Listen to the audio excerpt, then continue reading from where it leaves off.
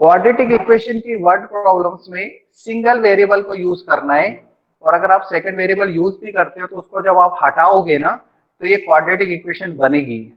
Student को एक confusion होता है linear equation in two variable के वर्ड प्रॉब्लम और इसकी वर्ड प्रॉब्लम में। इसकी वर्ड प्रॉब्लम और उसकी वर्ड प्रॉब्लम लगती दोनों एक जैसी हैं, सॉल्व करने के तरीके भी वैसे ही होंगे, लेकिन इसमें क्या होगा जब दूसरा वेरिएबल अगर आप लेते भी हो और उसको हटाते हो ना तो ये अपने आप क्वाड्रेटिक में कन्वर्ट हो जाएगी। यहाँ दो इक्वेशन नहीं बनेगी, वहां दो इक्वेशन बनती थी। और अगर आप दो इक्वेशन बनाने की कोशिश करते भी है ना तो उसमें से एक वेरिएबल को हटाएंगे सब्स्टिट्यूशन मेथड से। तो सब्स्टिट्यूशन मेथड जब आप यूज करोगे तो ये क्या बन जाएगी, क्वाड्रेटिक। वहां क्वाड्रेटिक नहीं बनती थी। जैसे अभी आपने जस्ट क्वेश्चन किया है एक वर्क डन वाला, है ना, इतने दिनों में इतने आदमी इतने मिलकर इतना काम करते हैं, इतने बॉयज इतना काम करते हैं इतने दिनों में, तो अपन ने उसमें दो इक्वेशन बनाई linear equation in two variable x and y में। Let the two consecutive numbers are, आवाज आ रही है आपको मेरी हर्ष? Yes sir.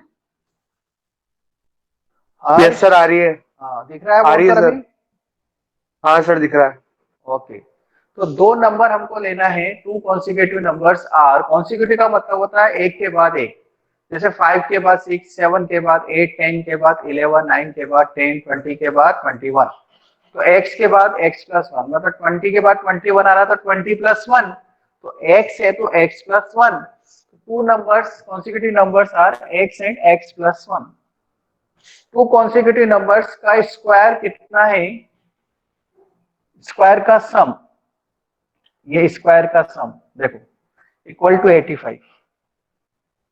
एक ही कंडीशन दी है, दो नंबर हैं x और x प्लस वन। अब आप ऐसे भी बोल सकते हो सर हम इसको दो नंबर x और y ले लें, ठीक है ले लो, कोई प्रॉब्लम नहीं, हम नंबर नहीं काटेंगे इस चीज के। लेकिन अगली स्टेप में आप क्या लिखोगे, उनके स्क्वायर का सम, फिर लिखोगे आप x square plus y square equal to 85।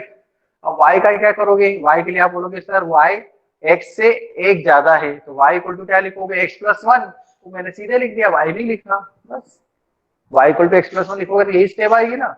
मतलब इसमें अगर आप दूसरी इक्वेशन बनाओगे भी और वो दूसरी इक्वेशन का यूज करोगे पहली इक्वेशन में, मतलब 1 और 2 की हेल्प से सब्स्टिट्यूशन मेथड का यूज करके, तो वो क्या बना के दे देगी आपको, क्वाड्रेटिक बना के दे देगी। क्या बना के देगी, क्वाड्रेटिक इक्वेशन। देखो ये तो सबको सॉल्व करना आता है। Sir 2x square plus 2x minus 3। इसमें 2 कॉमन हो जाएगा। हाँ, इसके फैक्टर करना हमने पिछले साल ही सीख लिए थे 10 क्लास 9 क्लास में। 7 6 42, x कॉमन लिया x प्लस 7, माइनस की 6 कॉमन लिया x प्लस 7, तो x plus 7 x minus 6, x की दो वैल्यू मिलेगी मुझे -7 and 6। Numbers are 6 and 6 plus 1 मतलब 7। Two consecutive numbers whose square are, एक तो हो गया 6 और 6 प्लस 1 7, और -7 प्लस 1 मतलब -6। -7 और -3, ऐसा तो बोला नहीं उन्होंने कि पॉजिटिव नंबर्स लेना है, तो आप नेगेटिव भी तो ले सकते हो ना। Question number 19, a piece of cloth cost ₹35। ये कपड़े का पीस है, मान लेते ये क्लॉथ है, ठीक है, इसकी प्राइस कितनी है, ₹35 टोटल। If piece were 4 metre longer, अब अपन 4 मीटर बढ़ा दें इसको, और 4 मीटर बढ़ा दिया, ठीक है, आगे और लेंथ उसकी बढ़ा दी। And each metre cost ₹1 less, एक हर मीटर की कॉस्ट 1 मीटर कम कर दी। पहले इसकी कॉस्ट कितनी ये पता लगानी पड़ेगी ना, पहले कितनी कॉस्ट थी पर मीटर। तो अपन ने इसकी लेंथ कितनी ली है, x मीटर का लिया है, ये x और ये +4 हो गया इधर देखो। अभी अपन ने x मीटर कपड़ा दे दो ऐसा बोला उससे, और उसने बोला भैया ₹35 लगेंगे, तो क्या हुआ, पर मीटर कितना हुआ, ये तो समझ में आ रहा है कि नहीं। तो पर मीटर कितनी हो जाएगी इसकी कॉस्ट, x मीटर कपड़ा लिया ना 35/x, जैसे आपने बोला ₹50 लगेंगे, ₹50 दिए और 50 रुपए दिए और 10 मीटर कपड़ा लिया, 50 रुपए दिए और 10 मीटर कपड़ा लिया, तो कितने पर मीटर हुआ? 5 रुपए हुआ ना। 5 रुपए मीटर के हिसाब से 10 मीटर के 50 रुपए हुए, लेकिन उन्होंने ये बोला है कि 50 रुपए दिए। कितने रुपए दिए? 50 रुपए। 35 मत लिखो, 50 समझ लो। और कितना मीटर कपड़ा लिया? 10 मीटर कपड़ा लिया। तो 50/10 लिखोगे तो 5 रुपीज आ जाएगा कि नहीं? ये चीज समझ में आ रही है कि नहीं? पर मीटर। पर मीटर क्यों बोल रहा हूँ? क्योंकि आगे क्या लिखा है, ईच मीटर कॉस्ट ₹1 लेस। अब अपन ने क्या करा, इसको x+4 कर दिया। इसको अपन ने क्या कर दिया? x+4। तो पहले प्राइस क्या थी? 35/x। 35/x थी ना पहले। अब नई प्राइस कितनी हो जाएगी इसकी? 35/x-1। 1 रुपया कम हो गया, 1 रुपया कम हो गया है पर मीटर। कोई डाउट? अब पहले जितनी कॉस्टिंग थी उतनी ही कॉस्टिंग इधर भी है। तो पहले कितनी कॉस्ट थी? पहले कितनी कॉस्ट थी?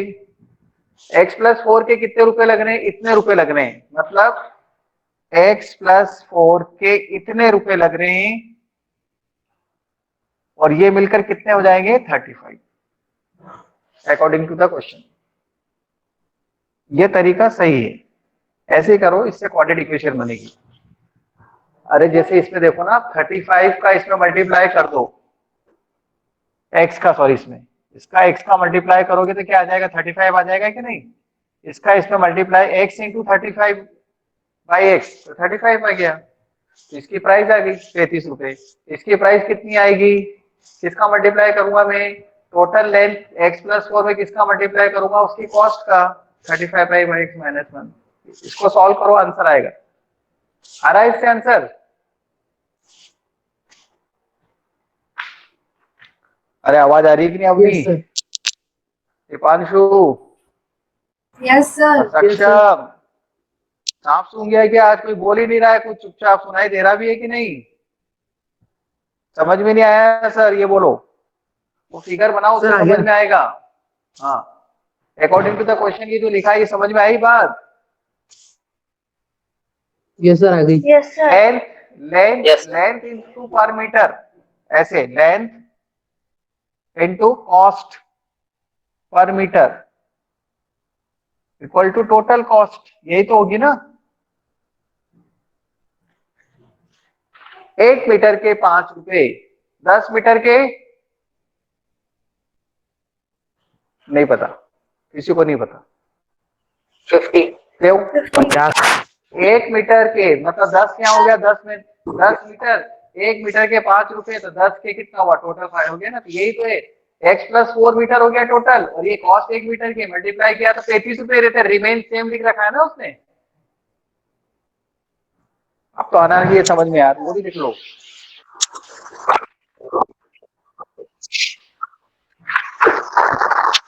क्वेश्चन नंबर 20, उसके आगे आप सॉल्व करोगे, x आ जाएगा। A passenger train take 3 hours less for the journey of 360 kilometre. सुन लिया क्वेश्चन? एक पैसेंजर ट्रेन को, मेरी आवाज आ रही है आपके पास? दिखाई भी दे रहा है? Yes, हर्ष? Yes, yes, sir. हर्ष? Yes, sir. बोर्ड पे दिख रहा है ना? Yes, sir. एक पैसेंजर ट्रेन है जो 3 घंटे कम लेती है 360 किलोमीटर की डिस्टेंस को कवर करने पे। कब? If the speed is increase by 10 kilometre per our. अगर मैंने स्पीड 10 बढ़ा दी, +10 कर दी स्पीड, तो कितने घंटे कम लेती है वो? 3 आवर्स लेस। ये समझने के लिए लिख रहा हूं मैं ना, स्पीड प्लस करी, आवर्स 3 घंटे कम हो गए। इट्स यूजुअल स्पीड, जो भी इसकी यूजुअल स्पीड थी, what is it's usual speed? देखो एक ही कंडीशन दे रखी है, मतलब क्वाड्रेटिक बनेगी, समझ में आ रहा है? Let the usual speed, let the usual speed of of train be x kilometre per hour. एक फॉर्मूला होता है ना, speed equal to distance upon time. Speed कितनी है इसकी x, डिस्टेंस कितनी है 360। डिस्टेंस 360, टोटल डिस्टेंस 360 लिखूंगा और टाइम में मान लेता हूँ t1।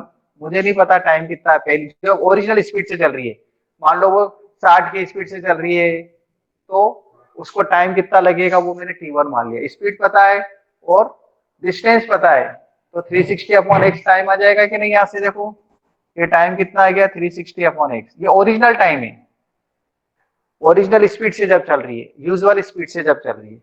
अब मैंने क्या किया सेकंड कंडीशन में क्या किया, स्पीड कितनी बढ़ा दी +10 x +10, डिस्टेंस कितनी है उतनी है डिस्टेंस, लेकिन अब जो टाइम लगेगा वो t2 है, नया टाइम। यहां से t2 कितना आ जाएगा 360 अपॉन x +10।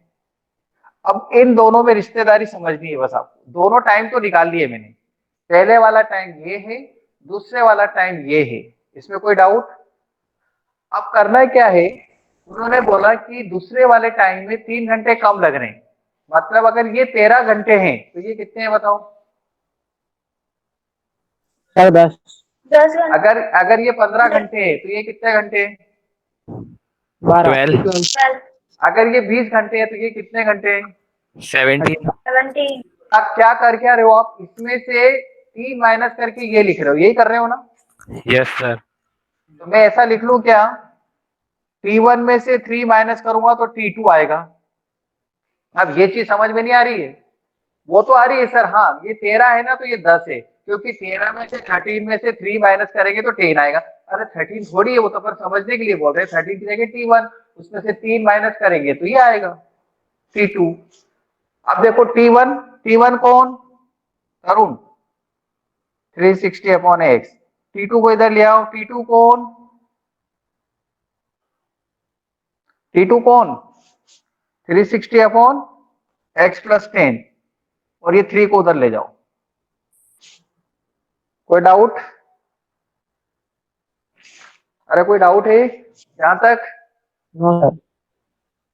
अगली स्टेप में ध्यान से सुनना, जो स्टूडेंट मिस्टेक करते हैं एग्जाम में, जिनके कारण उनके आंसर नहीं आ पाते, वो सुनना ध्यान से। वो क्या करते हाँ, हैं, सर। गलतियां जो होती है, जनरल गलती मिस्टेक, जो जनरल मिस्टेक होती है ना वो देखना। इसके आगे तो आप सॉल्व कर लोगे, लेकिन एक जनरल मिस्टेक में बता रहा हूं, सुने ध्यान से। स्टूडेंट इसके बाद क्या करते हैं, इसको एलसीएम ले लेते हैं, कोई बात नहीं एलसीएम लो होगा, लेकिन गलत होने के चांस बढ़ जाएंगे। मेरा सजेशन है न्यूमरेटर में, हाँ अक्सर आपको जो क्वेश्चन मिलेंगे ना, उसके न्यूमरेटर में टर्म एक जैसी दिखेगी, उसको कॉमन ले लो 360, और उसके बाद सॉल्व करो तो थोड़ा सस्ता लगेगा आपको।